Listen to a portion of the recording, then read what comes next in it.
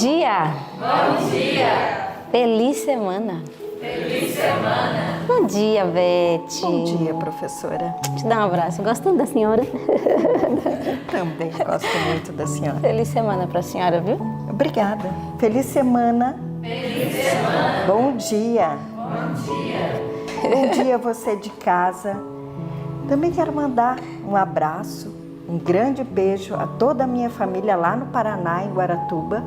E aos meus netinhos, eu amo vocês. A vovó está com saudades, mas estou bem. Muito bem. A senhora está certa. A gente tem que mandar beijo e abraço para quem a gente ama, né não? Muito bem. Quer dizer que a senhora é de Guaratuba. Guaratuba. A senhora está aqui já há quanto tempo na escola? Um mês hoje. Um mês hoje. Vamos comemorar, né? Dia de festa de alegria. E como é que está sendo para a senhora estar aqui na Escola de Profetas? Está sendo uma bênção, irmã. É. Uma bênção, muito. Conhecer a todos, estudar todos os dias, aprendendo muito. Deus tem nos abençoado muito. Amém.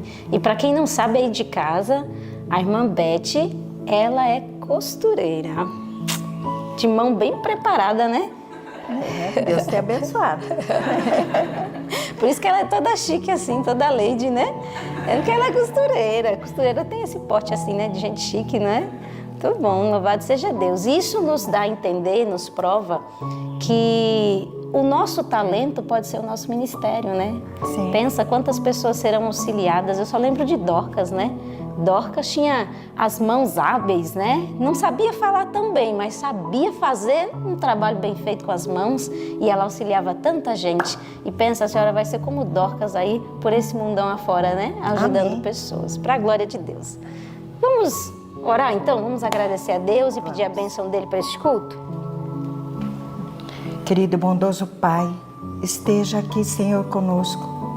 Esteja durante essa semana que se inicia, ó Pai, e com todos aqueles que estão assistindo. Senhor, toca o coração de pessoas para que venham à escola, Senhor, para que se tornem agentes seus, Senhor, levando a mensagem a todo mundo. Senhor Deus, nos abençoe, nos guarde, nos livre de todo o mal, Pai. Abençoe esse estudo para que possamos guardar no coração, Senhor, e seguir eles a todos os seus preceitos, Senhor. Senhor Deus, esteja com cada membro de nossas famílias, Senhor, e esteja com os nossos irmãos no campo, Pai, os abençoando, e com os nossos irmãos aqui. É isso tudo que lhe pedimos, em nome de Jesus.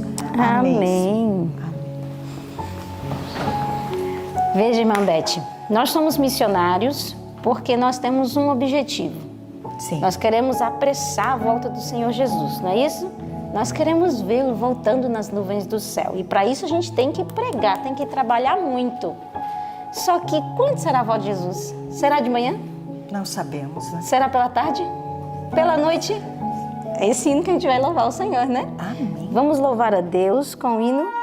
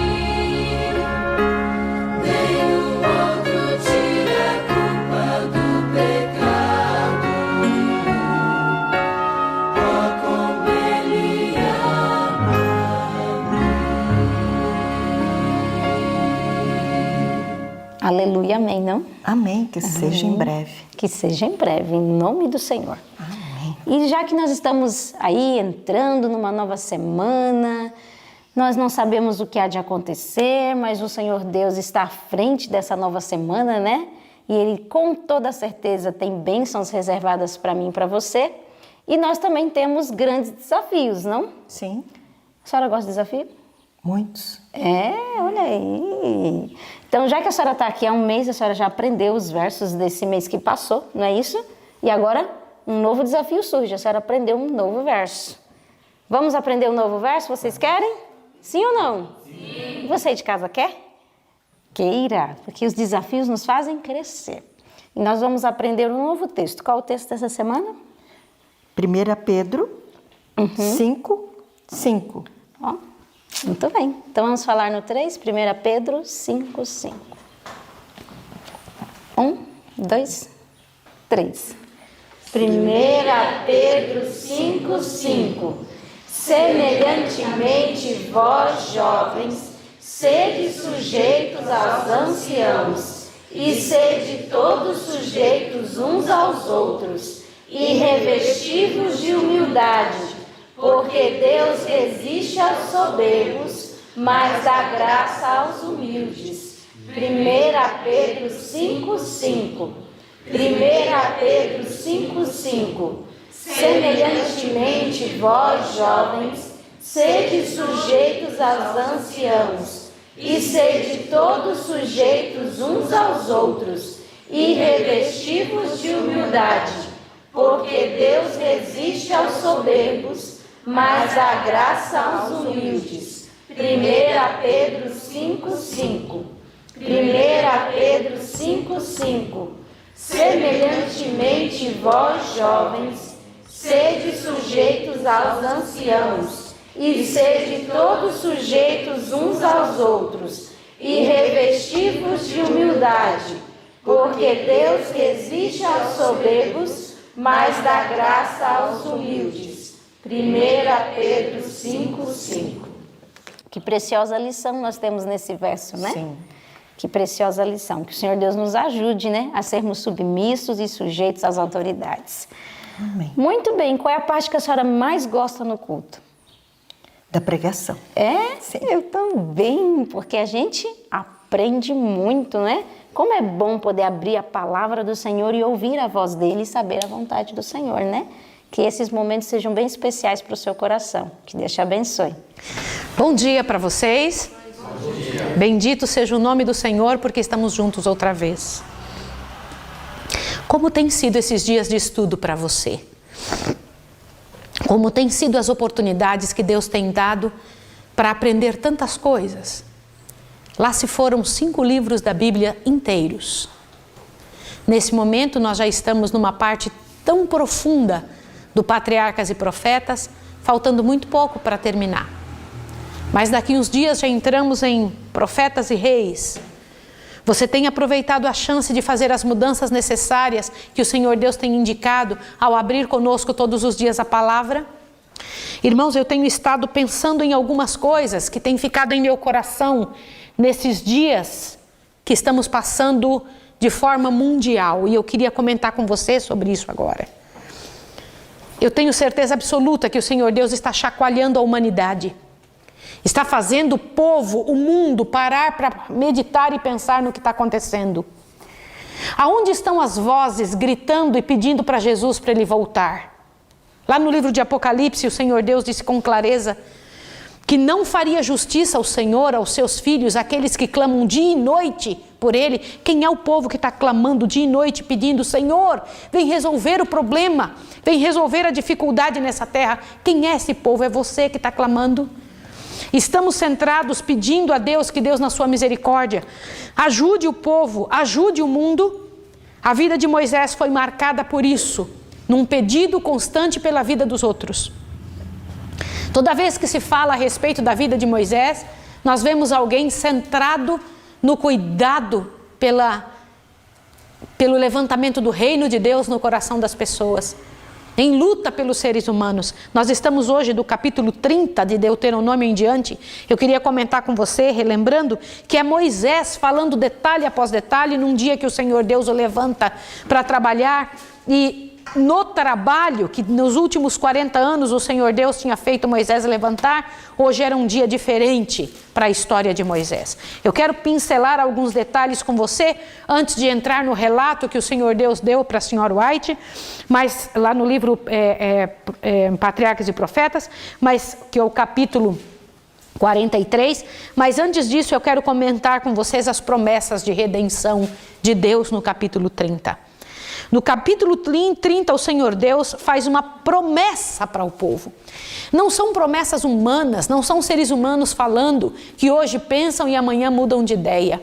É um Deus eterno fazendo uma promessa de redenção, onde ele diz assim, o verso 4 e o verso 5 de capítulo 30 de Deuteronômio. Ainda que os teus desterrados estejam para a extremidade dos céus, de lá os ajuntará o Senhor teu Deus, e de lá os trará. O Senhor teu Deus te trará a terra que teus pais possuíram, e a possuirás. Ele te abençoará e te multiplicará mais do que aos teus pais. Irmãos, quando eu vejo o Senhor Deus usando a boca de Moisés para comentar isso e para dizer para o povo todas as coisas que Deus estava pronto a fazer, eu fico imaginando a resposta do povo.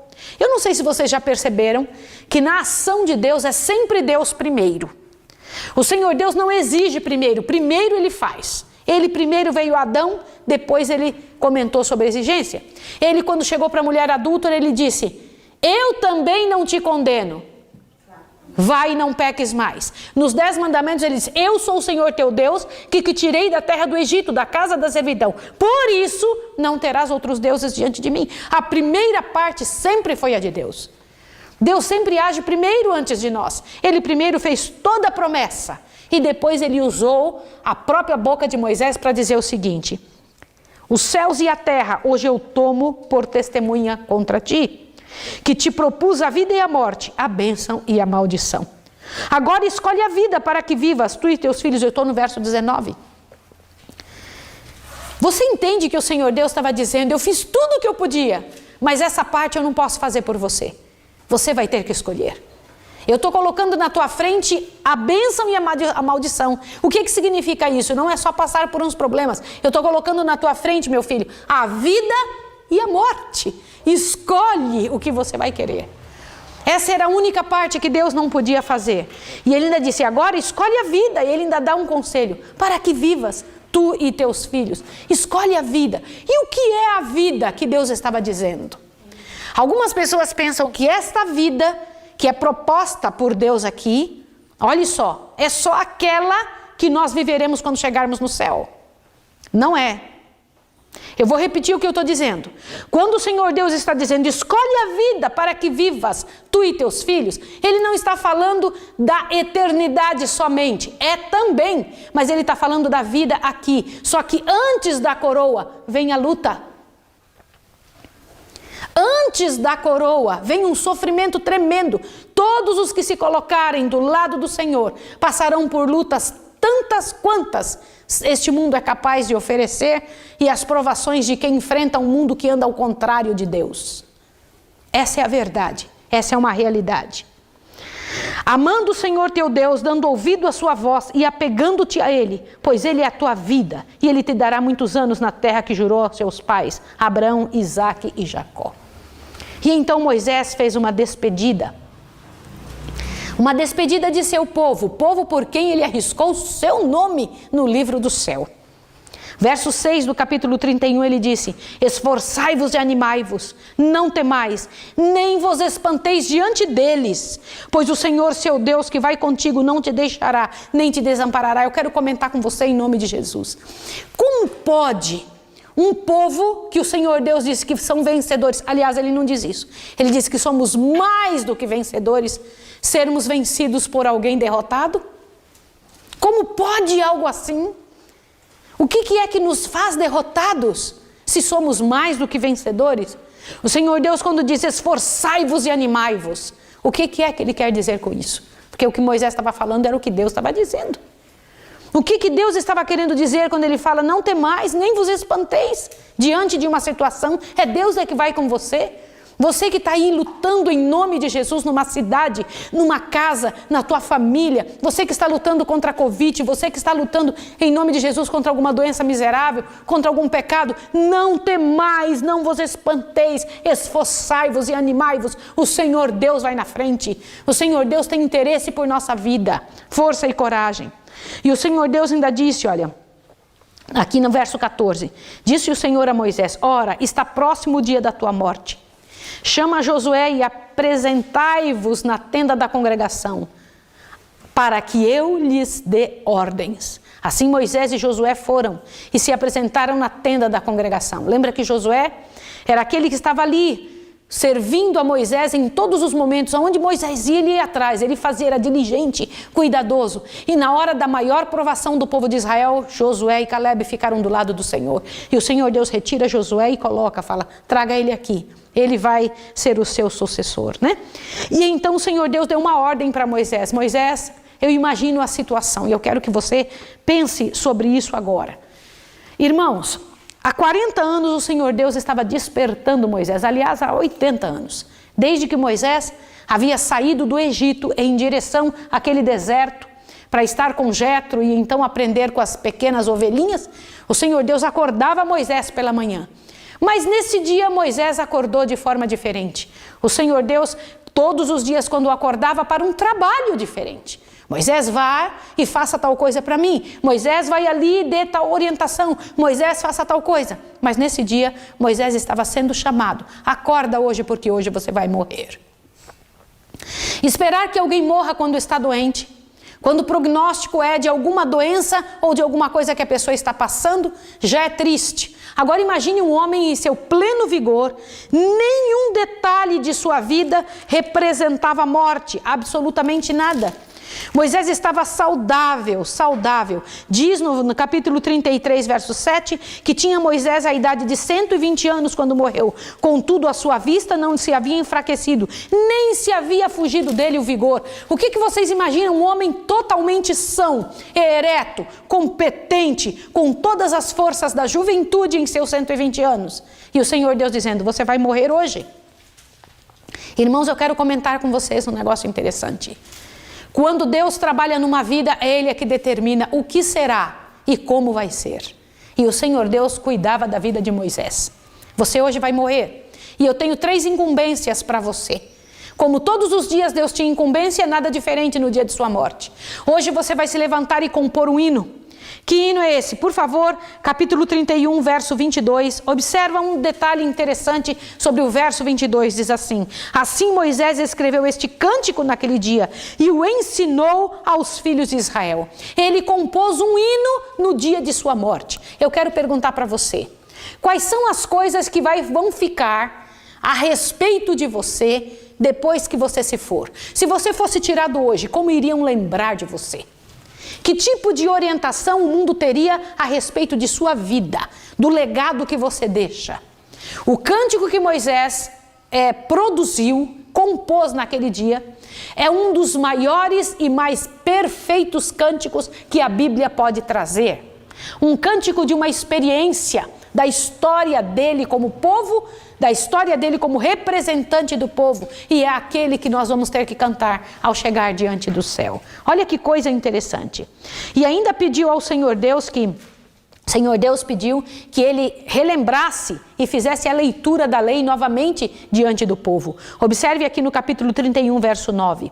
Moisés escreveu esta lei e entregou aos sacerdotes, filhos de Levi, que levavam a arca da aliança do Senhor e a todos os anciãos de Israel. Ordenou-lhe Moisés, ao fim de cada 7 anos, ao chegar o ano da remissão, na festa dos tabernáculos, quando todo Israel vier apresentar-se diante do Senhor teu Deus, no lugar que ele escolher, lerás esta lei diante de todo Israel para que a ouçam. Reunireis o povo, homens, mulheres e crianças e estrangeiros, que se achegarem nas vossas cidades, para que ouçam.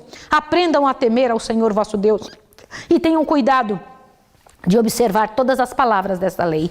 Então era para ser lido de 7 em 7 anos, com todo o cuidado do mundo, a lei do Senhor. E mais uma incumbência o Senhor Deus havia pedido para Moisés. Reúna todos os filhos de Israel. Reúna todas as tribos a partir de suas cabeças, a partir dos filhos de Jacó. Eles então, aqueles representantes destes filhos, devem se colocar na frente como representantes de cada tribo e você vai abençoá-los. E eu queria chamar a sua atenção que Moisés ocultou o nome de Simeão. Vocês perceberam isso? Quem de vocês notou isso? Moisés ocultou o nome de Simeão. Essa omissão foi devido à desaprovação ao comportamento daquela tribo em Sitim. Eu queria que vocês soubessem disso. Tá bem? Então isso é uma situação muito interessante. Eu queria que vocês pensassem novamente no que eu estou dizendo. Na hora de receber bênçãos, Moisés ia abençoar, por ordem divina, cada tribo. E Moisés ocultou o nome de Simeão.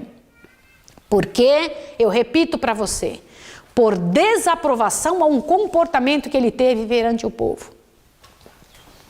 Para você ver que coisa séria é tomar com liberdade ou tomar um posicionamento com um pecado de mão levantada. O que é isso? Dizer, eu sei que eu estou errado, mas eu quero fazer. Você está entendendo isso? Isso é coisa muito séria. Isso é coisa muito delicada diante do Senhor. Foi desprovido de uma bênção verbal diante de todo o povo de Israel. Isso é coisa muito séria. E ali está Rubem, Simeão, Isacar, Zebulon, Levi, Naftali, estão todas as tribos. E Moisés foi falando de um após outro aquilo que esperava e que o Senhor Deus, em visão profética, estava dizendo a respeito de cada tribo.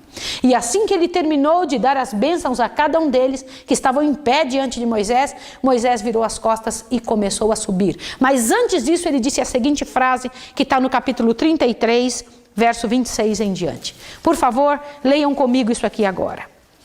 Não há outro, ó Jesurum, semelhante a Deus, que cavalga sobre os céus para a tua ajuda e com a sua alteza sobre as mais altas nuvens. O Deus eterno é a tua habitação, o teu apoio são os braços eternos. Ele expulsa o inimigo de diante de ti e diz, destrói-o. Portanto Israel habitará em segurança e a fonte de Jacó a sós, na terra do grão e do vinho novo, onde os céus destilarão orvalho. Bem-aventurado és tu, ó Israel! Quem é como tu, povo santo do Senhor? Ele é o escudo do teu socorro e a espada da tua glória. Assim os teus inimigos te serão sujeitos e tu pisarás sobre os seus altos. Olha para cá agora em nome de Jesus, que eu preciso comentar uma coisa com você. Nessa hora então, Moisés então vira as costas e começa a subir o Monte Nebo. Lá está ele subindo em direção ao Pisga. E quando ele está subindo, o povo de Israel olhando, cada um seguiu para seus lugares, porque estavam acostumados a ver Moisés subir o monte. E sabiam que ele então dali desceria, porque assim tinha sido nos últimos 40 anos. Só que dessa vez um mistério rodeava essa subida de Moisés. Como nunca na história da vida de Moisés, ele estava subindo para algo misterioso, como diz aqui. Para algo que nunca ele tinha passado na vida. Ele sabia que não voltaria. Ele tinha certeza absoluta que dali, no momento em que ele estivesse subindo, era de uma vez por todas. Que trato de Deus com seu povo? Uma mistura de misericórdia e de justiça. Eu vou explicar para você o que é graça e o que é justiça. Abra seus ouvidos aqui para que você entenda. Moisés rogou tanto a Deus, me deixa passar daqui. E o Senhor Deus disse, é muito sério o erro da liderança. O Senhor Deus disse, não, você não vai. E quando ele insistiu, ele falou, não me fale mais sobre esse negócio. Por quê? Porque você tomou uma posição seríssima. Parecia uma coisa tão simples. A perda de paciência em cima de uma situação, ainda que tivesse sido instigado por outras pessoas. Ainda que parecia que ele tinha uma razão por fazer isso. Mas o Senhor Deus disse não. E ele não pôde entrar na terra prometida. Presta atenção que eu vou te falar. Qual a diferença entre justiça e graça? As pessoas que vão estar fora da cidade santa, quando a cidade santa descer depois do milênio, e estiverem prontas para morrer, que vão ressuscitar podres, vão ressuscitar cheias de ódio, que vão ressuscitar com a marca do pecado e da desgraça de Satanás, elas estarão lá porque elas mereciam. Isso é justiça. As pessoas que vão estar dentro da cidade santa, cheias de brilho e de luz, altas e fortes, cheias de saúde, vão estar dentro da cidade santa, abre seu ouvido agora, porque não mereciam. Isto é graça. Entende o que eu estou lhe dizendo? As que estiverem fora estarão lá porque mereciam. Isso é justiça. As que estiverem dentro vão estar dentro porque não mereciam. Isto é graça. Isso deve fazer você pensar. Moisés então foi concedido a ele subir ali. E enquanto ele está subindo, o coração dele apreensivo. Eu posso imaginar Moisés de costas caminhando e o Senhor Deus então falando com ele. E ele perguntando: Senhor, eu estou indo para a hora mais séria da minha vida. Foram perdoados todos os meus pecados? Uma mancha tinha na vida dele que ele tinha dúvida a respeito. Senhor, será que eu estou pronto para esse momento? E então lhe foi assegurado que ele tinha sido perdoado. Olha que coisa fantástica. Como é bom alguém no dia mais sério de sua história estar certo de que Deus está com ele. Que importante isso, é a coisa mais importante da vida de alguém. E de repente Moisés então ouve o Senhor Deus dar uma orientação, ele olha para trás e ele vê o povo, cada um indo em direção a seus trabalhos, às suas ocupações no meio daquele deserto, um pouquinho antes de entrar na terra prometida. Lá está Moisés observando e o Senhor Deus diz para ele: Moisés, continua caminhando. Eu fico imaginando que cada passo ele deve estar pensando: é agora? Será que é agora que eu vou morrer? Porque ele nunca tinha passado por isso. E não somente nunca, é óbvio que ele nunca tinha morrido, mas ele nunca tinha passado pela experiência de esperar morrer.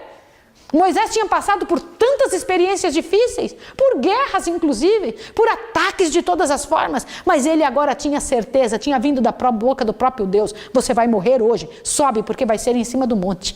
E eu imagino cada passo que ele dá em direção a este em cima do monte, como deve ter sido para ele. Num certo momento, o Senhor Deus fala para ele de novo: Moisés, olha de novo. E ele olhou. Quando ele olhou, ele não viu mais o povo de Israel.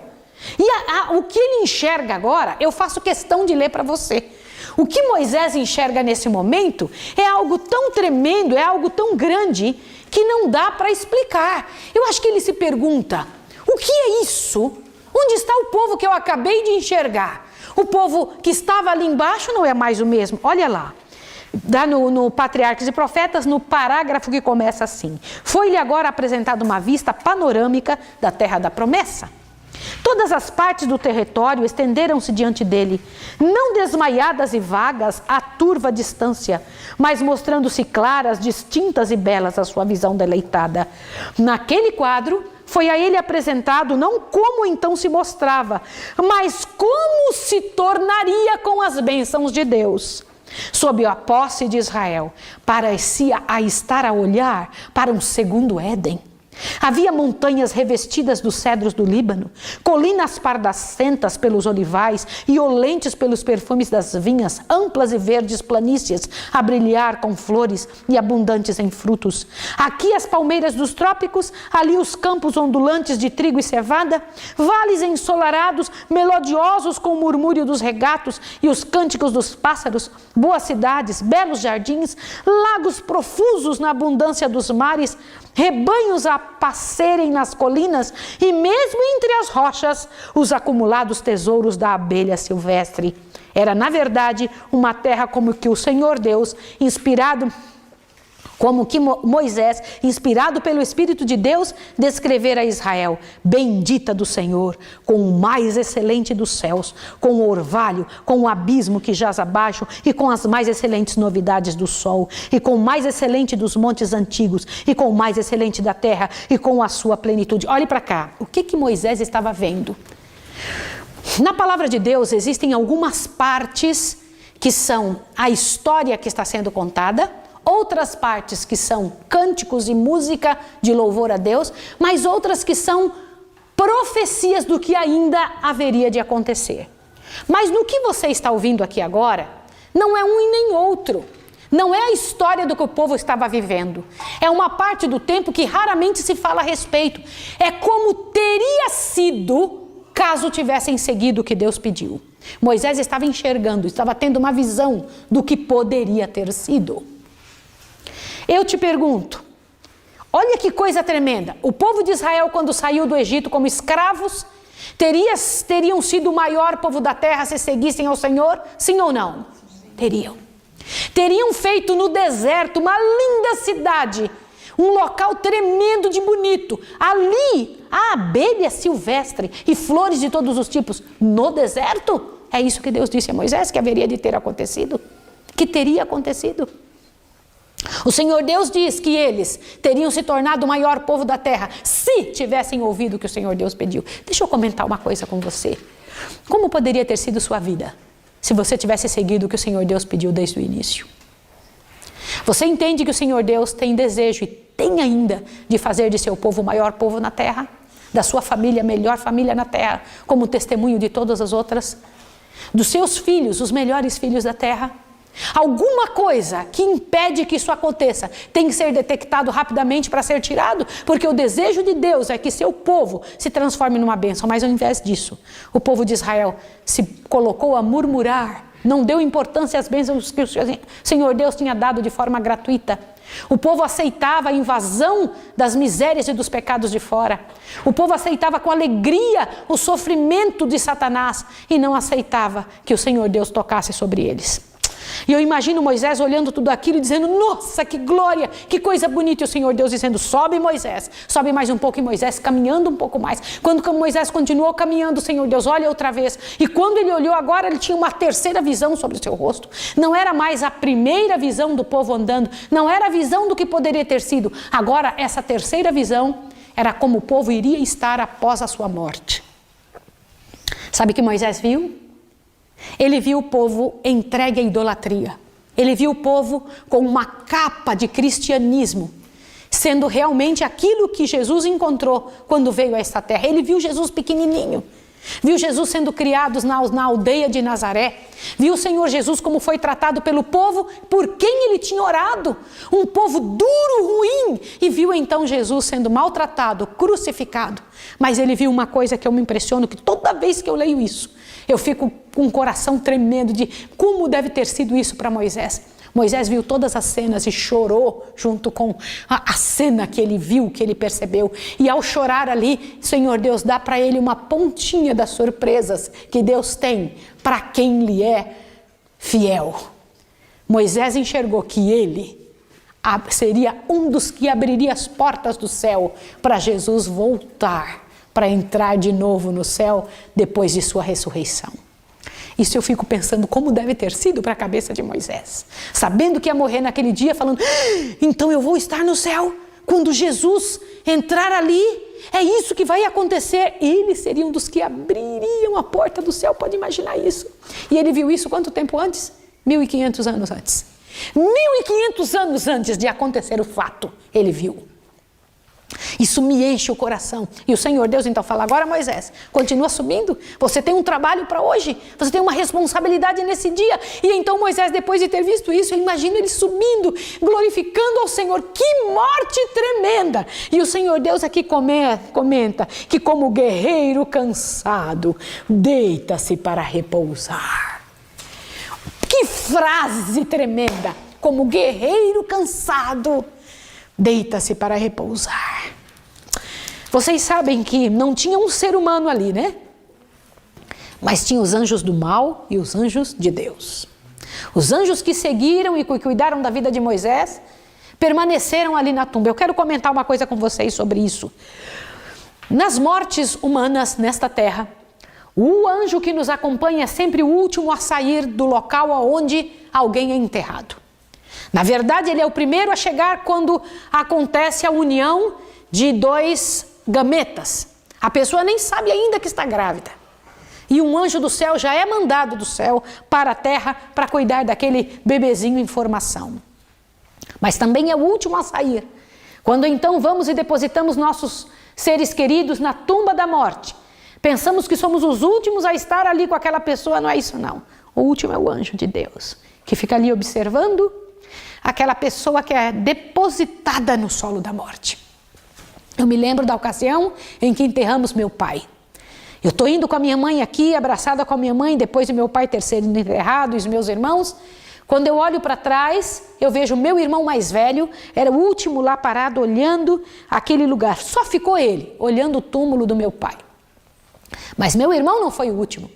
Um anjo do Senhor ainda esteve ali, e após todos saírem, ele volta em direção ao pai e diz: fiz como me mandaste. E entrega aquele testamento da vida daquela pessoa, porque os anjos escrevem o que acontece conosco para nos defender. Entrega então aquele testamento dizendo: esta vida se acabou. Agora imagine a cena. Na morte de Moisés foi diferente. Os anjos não saíram dali, permaneceram. Eu imagino que Satanás observou aquilo, mas isso é diferente de toda outra situação. Os anjos permaneceram ali, não saíram do túmulo. Olha que coisa interessante. Olha o que diz aqui a revelação. Eu vou ler para você. Olha só. Está escrito no parágrafo que começa assim, ó. Desvaneceu-se de novo a visão e seus olhos repousaram sobre a terra de Canaã, que esteve à distância. Então, como guerreiro cansado, deita-se para repousar. A última frase deste parágrafo diz assim: anjos de Deus, porém, sepultaram o corpo de seu fiel servo e vigiavam a sepultura solitária. Acharam isso? Ali ficaram os anjos, parados. Que coisa interessante. Por que os anjos tiveram essa ordem do céu? Agora veja, nunca mais se levantou em Israel um líder tão grande quanto Moisés, nunca mais. Há algo grandioso que se apodera da vida de quem luta por alguém. E foi assim com Moisés. Só que aconteceu uma coisa, Rebequinha. Quando Moisés foi enterrado no local em que ninguém sabe, que ninguém conhece, diz que o próprio Senhor o enterrou. Foi o próprio Senhor que ocultou o seu cadáver. Não sei como é que isso aconteceu. A revelação só diz que o Senhor ocultou e o enterrou. Pronto. Agora te assuste. Num certo momento, a primeira vez na vida de um Deus estava por acontecer. Sai a ordem do céu diretamente para Jesus, o Filho de Deus. Vai e me traga aqui, meu filho Moisés. Era a primeira vez na história do universo que Deus iria agir de alguma forma para ressuscitar uma pessoa. Nunca tinha acontecido isso em todo o tempo da eternidade. O primeiro. Pode imaginar algo assim? E lá estava descendo. Como ficou o coração de Jesus ao cumprir a ordem de uma primeira vez em sua vida? Imagine que isso é algo tão grande, irmãos, que é dar o que Deus mais gosta de dar: vida, ressuscitar. E sai uma comitiva celeste. E os anjos estão aqui no local do túmulo de Moisés. E os anjos descendo junto com o próprio Senhor Jesus em direção à terra. E diz que os anjos de Satanás e o próprio Satanás estava ali. Podem imaginar algo assim? Então vem vindo aquela comitiva e ainda tenho algo dentro do meu coração, sabe? Eu acho que toda vez que os anjos do céu vêm descendo à terra por alguma ordem do céu, eu acho que Satanás fica alerta. O que eles vêm fazer? O que vêm fazer aqui? Porque ele se acha dono desse espaço, né? E eu imagino ele correndo em direção ao local onde ele está vendo que está vindo os anjos de Deus. Então a comitiva celeste vem junto com Jesus e pousam ali no lugar. E quando pousam ali, Satanás vem correndo. O que você quer aqui? O que você quer aqui? Diz que Jesus nunca falou e nem discutiu com Satanás. Nada. Vocês sabiam que não se deve discutir com Satanás? Eu fico impressionada de ver essas apresentações de TV de alguns pastores, de alguns líderes religiosos brigando com Satanás. Como é que é? Nada disso, isso não se faz. O próprio Senhor Jesus diz que não ousou, olha só, discutir com o príncipe das trevas. Simplesmente disse: o Senhor te repreenda, e continuou o seu trabalho. É assim que a coisa tem que acontecer. Você não tem que dar satisfação nenhuma. O Filho de Deus, a majestade do céu, e diz que foi em direção ao local onde estava Moisés. Agora imagine, a última coisa que Moisés tinha ouvido foi: fecha seus olhos, Moisés. E Moisés tinha fechado os olhos. E agora, o Senhor Jesus, ninguém mais, ninguém menos do que o Filho de Deus, vai até onde ele está. Eu imagino Jesus fazendo isso, sorrindo, e o coração de Jesus, tum, tum, tum, tum. E ele chega ali onde está e fala: abre os olhos, Moisés. Só que dessa vez, para nunca mais fechar. E Moisés abre os olhos e vem glorificado. Quando eu leio isso, eu tomo um susto, irmãos. Eu imagino Moisés levantando do túmulo, glorificado. O que significa isso? E os primeiros olhos que ele enxerga são os olhos de Jesus. E Moisés começa a ser levantado da terra. E aqueles anjos ali vendo aquela cena, primeira vez que os anjos veem isso, o céu inteiro observando, todos os anjos olhando, e então Moisés é levantado, e os anjos do mal devem ter ficado olhando assim, porque é isso que os anjos do mal, Senhor Deus, recebem. A frustração de não ver seus planos concluídos, e então sobe Moisés junto com uma comitiva celeste. Que coisa linda, que coisa tremenda! E eu imagino ele subindo, entrando os portais do céu, um de nossa raça, subindo em direção ao céu. Não foi o primeiro a entrar ali, foi o segundo, sim ou não? Mas foi o primeiro ressuscitado. Isso é tremendo. Antes dele, eu imagino Enoque falando: puxa, vem aqui, eu estava seguindo a sua vida. Eu imagino como deve ter sido isso ao chegar nas cortes celestes, e os anjos e os seres dos outros mundos, em tudo que é lugar, vindo conversar com Moisés. Me fala, que coisa tremenda. Quer tocar naquele que foi glorificado, o primeiro entre nós glorificado depois da morte. Imagine uma cena assim. Irmãos queridos que estão me ouvindo, em nome de Jesus, o Filho de Deus, existe para nós uma obra a ser feita. Primeiro, sair do Egito. Depois disso, sofrer as agruras junto com o povo de Deus. E sofrer pedindo a Deus: Senhor, não me tire do meio desse povo, me ajude a lutar por ele. Esta é a posição de quem entendeu o Espírito de Cristo. Lutar por quem está em miséria. E lutar ferventemente para que pecado algum, para que miséria alguma esteja sobre o povo por sua culpa. E então chegar ao final de sua história como vencedor, como alguém que se entregou ao Senhor e que recebeu com humildade as culpas e o resultado e as consequências de sua culpa, e toma na mão aquilo que Jesus faz, a troca que Jesus faz de não dar o que merecemos, mas dar a nós o que Jesus merece. Foi o que Moisés recebeu. Moisés também recebeu o que Jesus merecia. Ele não recebeu o que ele merecia. E entrar um dia na Canaã celestial, sermos transladados daqui, subir e sermos levados diante de todos os olhos de todos os mundos, junto com os anjos, para morar para sempre com o Senhor.